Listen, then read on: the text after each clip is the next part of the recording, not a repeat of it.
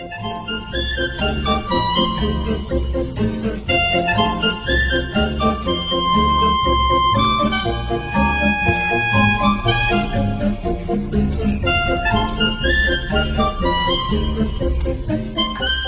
it's time for our story.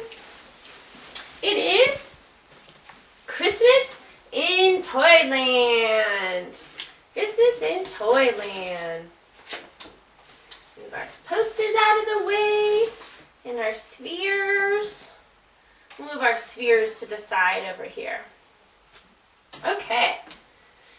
This is by Lynn Hollyn, and there are paintings in this story, and the paintings are by Lori Anzalone. So Lori Anzalone painted the pictures in this story.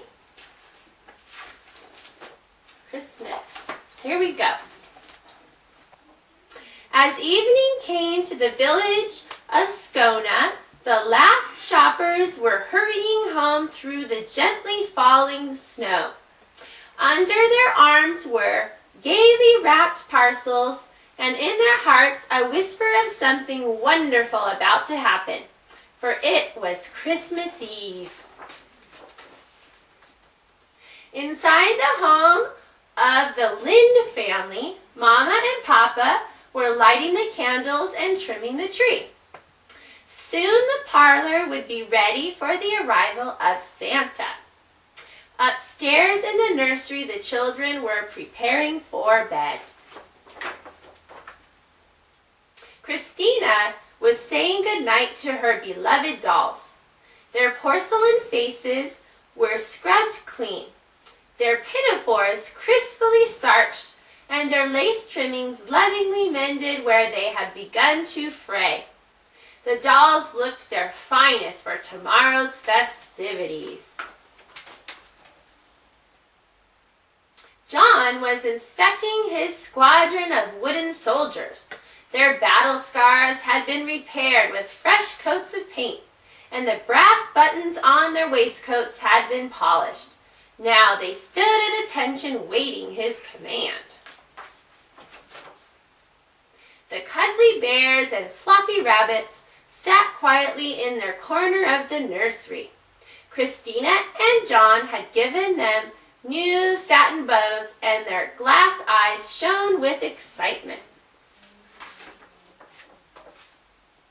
At last, Christina and John were tucked into their beds, and after a very long time of whispering and tossing and turning, they closed their eyes and went to sleep. And just in the nick of time, for when the clock chimed midnight, the toys sprang to life. The dolls in their satin vests curtsied to the soldiers. The soldiers in full regalia politely bowed to the dolls. Then, two by two, they began to promenade. The stuffed bears waddled forward, and the bunnies hippity-hopped across the floor. Even the dappled rocking horse joined the parade. Silently, the toys crept onto the window seat and pulled open the window. Outside, lacy snowflakes beckoned.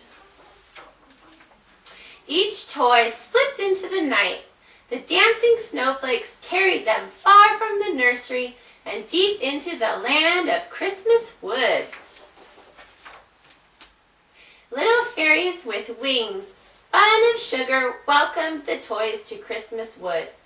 Merry elves perched on the branches, strumming golden harps and playing silver flutes. As the music softly filled the glade, the soldiers and the dolls, the bears and the bunnies joined hands and waltzed in unison. Even the winter flowers began to nod their heads.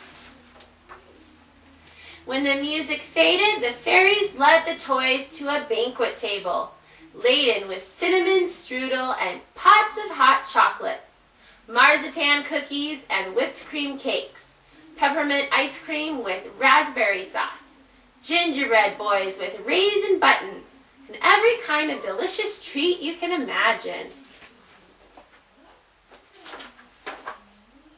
Throughout the night, the toys danced and feasted. Then just before dawn, Santa's sleigh bells were heard tinkling in the sky. The toys quickly hugged each other goodnight. Their Christmas ball had ended, and it had indeed been a merry one. Only you know their secret, for Christina and John would never guess why their toys' cheeks were rosier and their tummies rounder.